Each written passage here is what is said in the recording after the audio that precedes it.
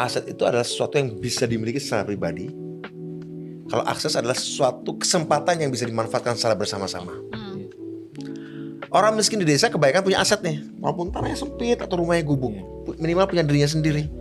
Tapi akses pengetahuannya, akses teknologinya, akses infrastrukturnya kurang. Kalau di kota orang miskinnya banyak akses jalan mulus, akses internet, akses sekolah bagus, akses listrik. Tapi aset tanahnya nggak punya tanah, nggak punya rumah, kontrak. Sama seperti uang, akses pun hanya mau datang pada orang yang sudah punya akses. Aset pun hanya datang pada orang yang sudah punya aset. Akses hanya datang pada orang yang sudah punya aset. Aset hanya datang pada orang yang sudah punya akses. Jadi uang pun hanya datang pada orang yang sudah punya aset. Atau uang mau datang hanya pada orang yang sudah punya akses. Akses hanya datang pada orang yang sudah punya uang. Aset akan datang hanya pada orang yang sudah punya uang.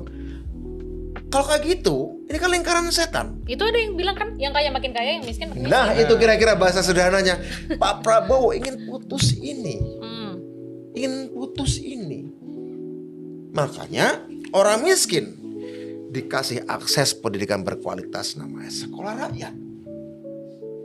Orang di daerah pelosok dikasih akses pendidikan berkualitas internasional, namanya sekolah unggulan Garuda. Dengan Koperasi Desa Merah Putih, orang miskin dikasih aset sisa hasil usaha di koperasi, dikasih akses barang-barang murah. Orang miskin di bawah pemerintahan Pak Prabowo dikasih akses cek kesehatan gratis saat anaknya ulang tahun. Tiap tahun, satu kemewahan yang hanya dinikmati oleh keluarga menengah ke atas, general check up. Sekarang orang miskin dikasih.